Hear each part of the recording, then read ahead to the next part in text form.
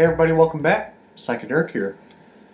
Back at you once again with some vinyl finds, and I got 5 LPs here, kind of ranging from like progressive rock to, I don't know, uh, some Latin rock, folk pop, heavy psych. It's kind of a mixed bag of stuff. So, without further ado, let's dive in. And once again, thank you for the 2K. Really means a lot. It's nice to hear from some of you folks that don't comment a lot. I'm guilty of it myself, so um, I often watch a lot of videos on my TV, so I can't have any way to comment on there. But for you guys out there watching, it's really appreciative. So thank you. But anyways, let's get started here. So these are from when I first picked them up to most recent in that order. So starting with this one. This is one I've been kind of keeping my eye on the last couple months, off and on. And I know Seeking a Thread, Dom, he shared this one a while ago, I think. But I've always known about this record. But this is the group Image, A Mouth in the Clouds. This is kind of like a private press. They pressed a lot of copies, but it was on a sole label here, Community Records. I don't think there's any other records on that label. Very good. I think these guys, gals were based out of the East Coast. I think Long Island. And, you can compare a lot of bands to Jefferson Airplane, but these guys are very closely resemble Jefferson Airplane, especially in the Crown of Creation era, I would say. A lot of acid-fused guitar on here.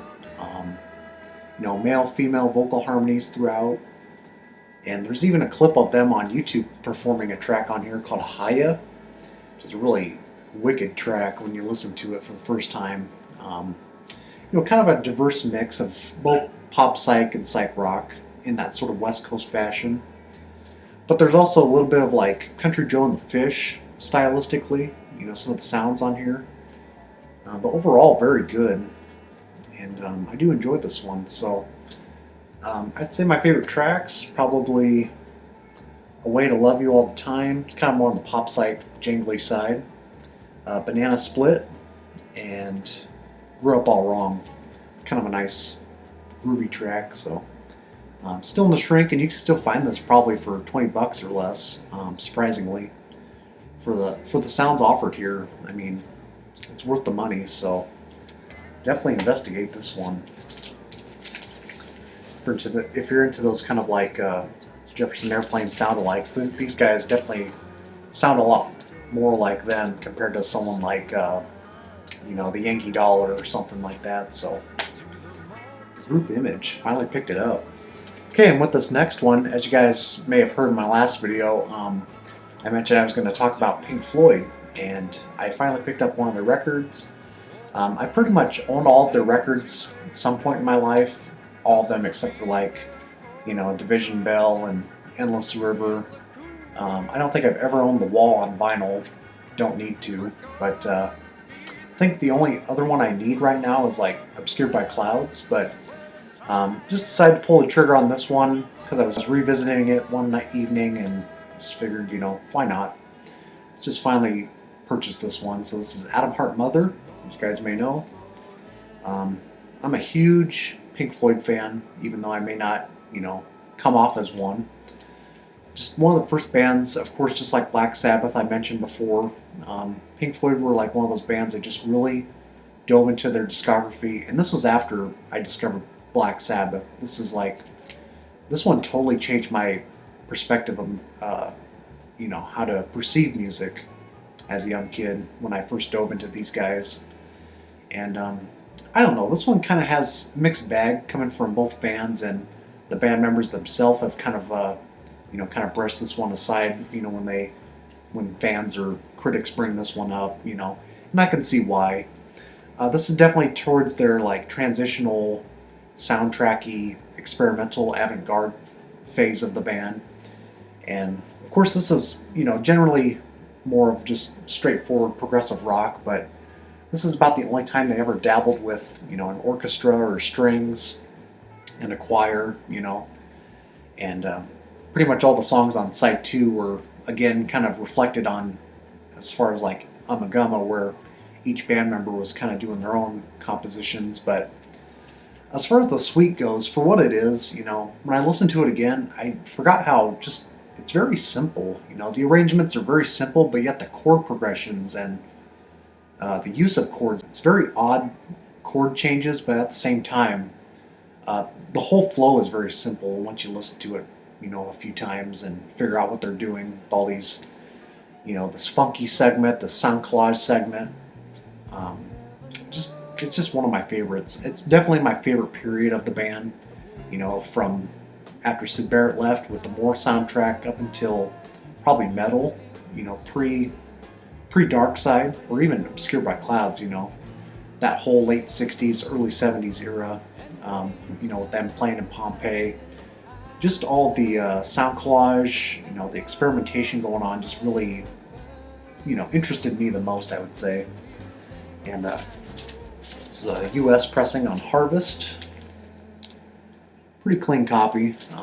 Did have a few clicks on If, the quietest track on here, but it's not even my favorite track on here. My favorite is probably actually Summer 68, the Richard Wright composition, which reflects on him meeting a groupie back in '68.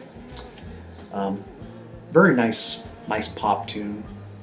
So really love Pink Floyd for what they are. But like I said, it's kind of hit or miss for some people. Some people really praise this one. Some people, just kind of brush it aside. But I do like it pretty well. I mean, I'd say my love for it has kind of, disintegrated over the years. I kind of was really in love with it at the time. But I'm just really glad to finally file it away in the collection. And the reason, I kind of want to bring this one up, to show you that I'm a avid Pink Floyd fan. The proof is right here. Over Thanksgiving break, I actually decided to pick up all my CDs that I had left over at my parents' house, and just showing you kind of like the copies I actually listened to while I was in middle school. And so I pretty much bought all their CDs when I could. Here's the Ummagumma CDs. They came in a set. I don't have the case anymore, but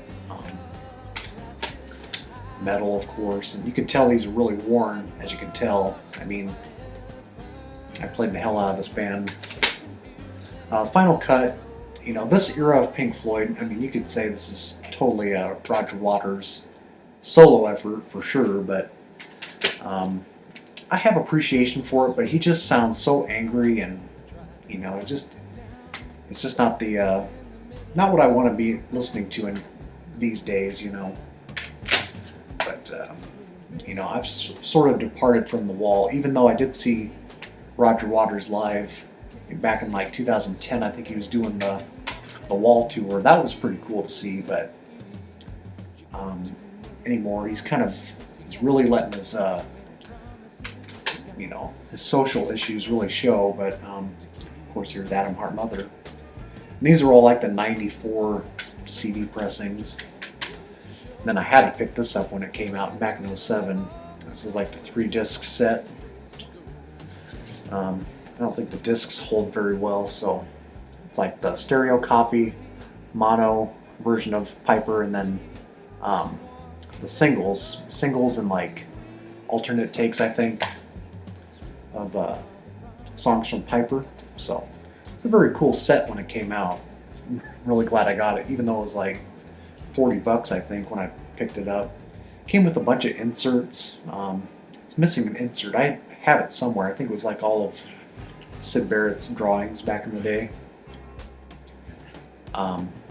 Really cool. So, me being the psychedelic guy, you would think Piper would be my favorite, and I wouldn't say it's my favorite of Pink Floyd, but is it in the top 5? Maybe. I haven't really ranked them out yet. I guess I'd have to maybe do a video for that, maybe perhaps down the road, huh? We shall see.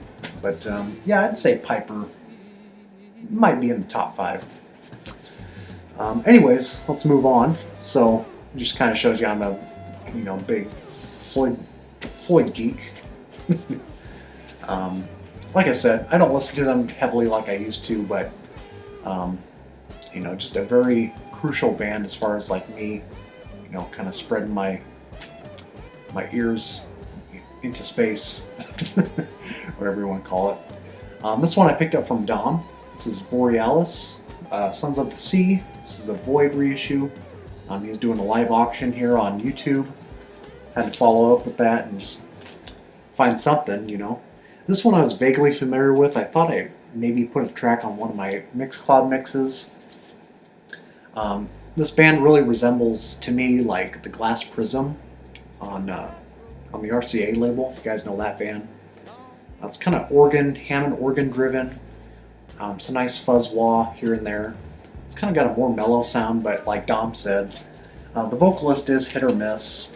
The vocalist doesn't bother me too much, but I can see what he means when he says that. It's kind of a loungy crooner voice. Sometimes it ain't too bad, but in this case, it didn't bother me too bad, so might be a keeper. This record was a great turn on. This is probably my favorite of the bunch, as of right now, anyway. Got turned on to this record by Pop Duke Tyler on Instagram. Ghetto Brothers, it's not original. This is Power Virza. It's a Latin rock group. It's actually an actual street gang from South Bronx. And they're not your typical street gang either. These guys actually promoted, political activism in a very peaceful manner. Due to one of their gang members, I think, got killed at a meeting of some sort. And I think it was right after that they published this music. It was like a private, well, it's debatable if it's a private press or not, but it's on a small independent label, Salsa. And right from the first track after track, it was just like blowing my mind how good this was. It's mostly, like I said, Latin rock. There's not a whole lot of psych tinges. You could say psychedelic soul. Very much of the early 70s era. It's got a lot of funk elements. It's got some nice gnarly fuzzbox lead guitar on here. Some English, some Puerto Rican, Spanish language going on here. It's a very Puerto Rican based group. But yeah, just imagine, like I said on Instagram, just imagine like if one of the gangs from the movie The Warriors went ahead and like had a musical project up their sleeves. Kind of, I think it was actually, I read some blog online that said these guys were like inspiration for The Warriors. The whole background story, I guess. Well, anyways, check this out. This is really exquisite music, very passionate. And you can tell these were young kids, and it's very rhythmic. It's got a lot of great, positive, good feeling vibes on here. Girl from the Mountain, which I believe is a cover song. I'm not sure if it's an original track of theirs. There is Something in My Heart, and You Say That You're My Friend are probably my other highlights off here. Almost not a clinker on here. This is superb. Check this out. This is a European reissue on Everland. Sound quality is excellent, and there is also another reissue with an alternative cover. It has like one of their jackets as the sleeves, so very cool turn on. So thank you, Tyler, if you happen to see this. He almost sent that to me as if I knew that record, and I didn't.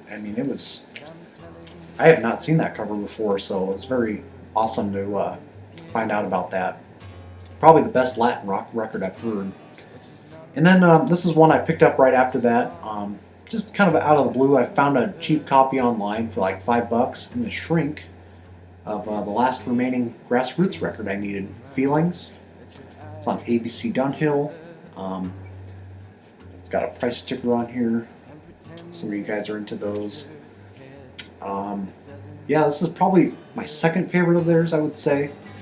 This is one where they definitely have the most, they get hip with the scene, the psychedelic scene with this one. There's a little more fuzz guitar driven tracks on here, some use of effects going on. And even though they do still maintain that kind of commercial folk pop thing that they were known for, this time around the producers aren't like trying to get at their necks, trying to produce a hit. They have a little more control on here, you can tell, and they just kind of do more of their own thing, kind of branching out besides just trying to make a hit, But I'd say my favorite is probably Let's Live for Today, which is the preceding record. And that one's a little more jangly folk pop driven, but stronger tracks in my opinion. This is still very good though. The title track, which was also featured in a Doris Day film, I forget what it's called, 6U Egg Roll or something, some weird title like that.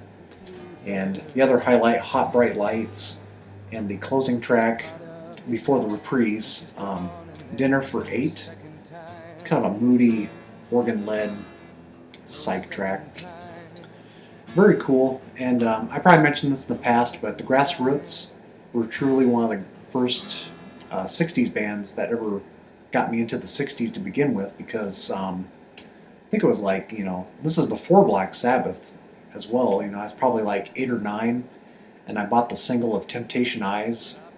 At the time, it just blew my mind just how great that sound was, and eventually picked up Let's Live for Today, Lovin' Things.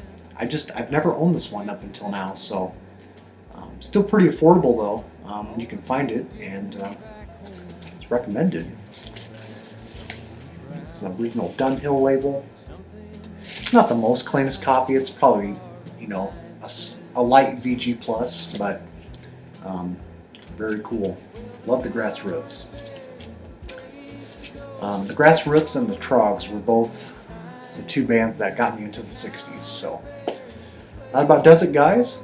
Thanks for tuning in once again and sharing the great music out there.